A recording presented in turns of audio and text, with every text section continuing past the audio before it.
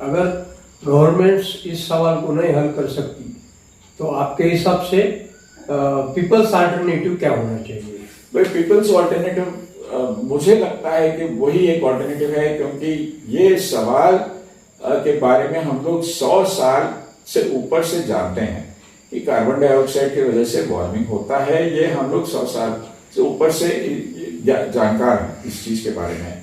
और अब तक सरकार, पूरे विश्व के जो सरकारें हैं, उन्होंने खास ज्यादा कुछ कर नहीं पाया। तो पीपल ही करना चाहिए। लेकिन पीपल जो है, लोग जो हैं, वो तो मतलब हर एक देश में बटे हुए हैं, और वो एक देश और दूसरे देश के लोग जो हैं वो मतलब उनको मिलना और एक प्लेटफॉर्म बनाने में कई सारे रुकावटें हैं। जैसे कि अगर मैं या आप या कोई भी अगर पीपल्स कॉन्फ्रेंस हम लोग बुलाना चाहें तो कई सारे देशों में इस पर रिस्ट्रिक्शन होता है कि दूसरे देश के लोग जो है वो आके स्टेज पर बोल नहीं सकते। तो लेकिन और कोई रास्ता नहीं। अब अगर सरकारें नहीं करते ये काम तो लोगों को ही करना पड़ेगा। लोगों को ये जो नेशनल बाउंड्रीज का जो एक बैरियर है, इसको कैसे भी पार करके मतलब सोल्यूशन निकालना पड़ेगा। सोल्यूशन तो क्या है? सोल्यूशन तो यही है कि हमारा ऊर्जा को हमें मतलब खपत को कम करना पड़ेगा, और ऊर्जा जो है वो तो सर्व समानता के साथ हम उसको बांटना चाहिए।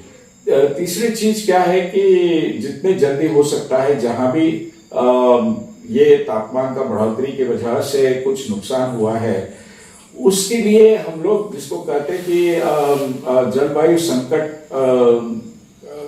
का जो एक न्यायता जो है वो अगवा देश जो है जिम्मेदारी लेना चाहिए, और उसका मतलब दुरुस्त वो करना चाहिए। जितना उनका हिस्सा बनता है इस प्रॉब्लम में, जितना उनका हिस्सा है वहां तक वो मतलब उसको दुरुस्त करना चाहिए। जैसे कि अगर 10 करोड़ बांग्लादेशी बाहर निकल आते तो इसका मतलब ये है कि अमेरिका अगर 23% उसका हिस्सा है जो एमिशन का, तो 23% बांग्लादेश जो निकल आते वो अमेरिका में सेटल हो जाना चाहिए। तो लेकिन प्रॉब्लम ये है कि वो जिम्मेदारी नहीं ले रहे, और लोग जो हैं वो तो अनऑर्गेनाइज्ड हैं। तो हम एक बड़े संकट में पड़ गए कि भाई अगर सरकार नहीं कर रही है और लोग अनऑर्गेनाइज्ड हैं तो आगे कैसे बढ़े।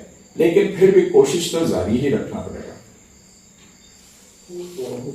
एक लॉन्ग टर्म अल्टरनेटिव आपको क्या दिखता है?